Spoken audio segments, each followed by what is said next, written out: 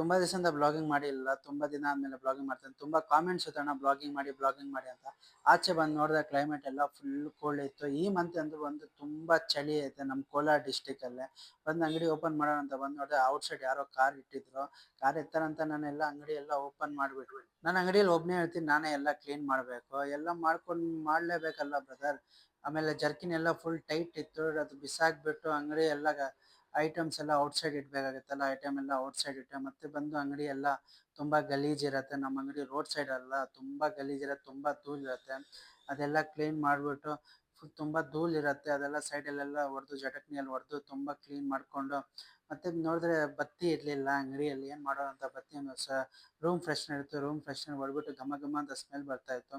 ಮತ್ತೆ ಬಂದು ಔಟ್ಸೈಡ್ ಎಲ್ಲ ಕ್ಲೀನ್ ಮಾಡಿಬಿಟ್ಟು ಔಟ್ಸೈಡ್ ಎಲ್ಲ ಕ್ಲೀನ್ ಮಾಡಿಬಿಟ್ಟು ಮ್ಯಾಟ್ಸ್ ಎಲ್ಲ ಹಾಕ್ಬಿಟ್ಟು ಅಂಗಡಿ ನೋಡಿದೆ. ಅಂಗಡಿ ಎಲ್ಲ ಫುಲ್ ಘಮ ಘಮ ಸ್ಮೆಲ್ಲು ಎಲ್ಲ ಪರ್ಫೆಕ್ಟ್ ಆಗಿತ್ತು ಐಟಮ್ಸ್ ಎಲ್ಲ.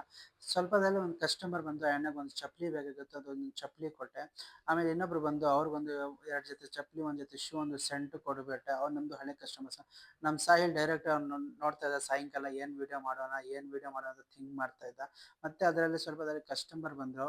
ಈ ಕಸ್ಟಮರ್ ರಿಪೀಟ್ ಬರ್ತಾರೆ, ಫ್ರೆಂಡ್ಸ್ ಕರ್ಕೊಂಡು ಬರ್ತಾರೆ ಆ ಕಸ್ಟಮರ್ಸು.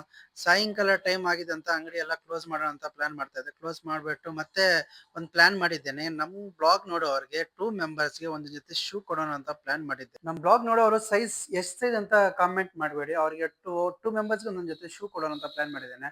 ಹಂಗೆ ಟೈಮ್ ಆಯ್ತು, ಅದಕ್ಕೋಸ್ಕರ ಆಚೆ ಇರೋ ಟೇಬಲ್ ಎಲ್ಲ ಹಾಕ್ಬಿಟ್ಟು ಒಳಗಡೆ ಮತ್ತೆ ಟೈಮ್ ಆಯ್ತಂದ್ರೆ ದೇವರ ಹೆಸರು ಹೇಳ್ಕೊಂಡು ಅಂಗಡಿ ಕ್ಲೋಸ್ ಮಾಡಿಬಿಟ್ಟೆ. ಕ್ಲೋಸ್ ಮಾಡಿಬಿಟ್ಟು ಒಂದು ಸ್ವಲ್ಪ ದಿನ ನಾನು ನಡ್ಕೊಂಡು ಹೋಗ್ತೀನಿ. ಬಂದು ನನ್ನ ತಮ್ಮ ತಗೊಂಡು ನಾನು ಕರ್ಕೊಂಡು ಹೋಗ್ತಾನೆ.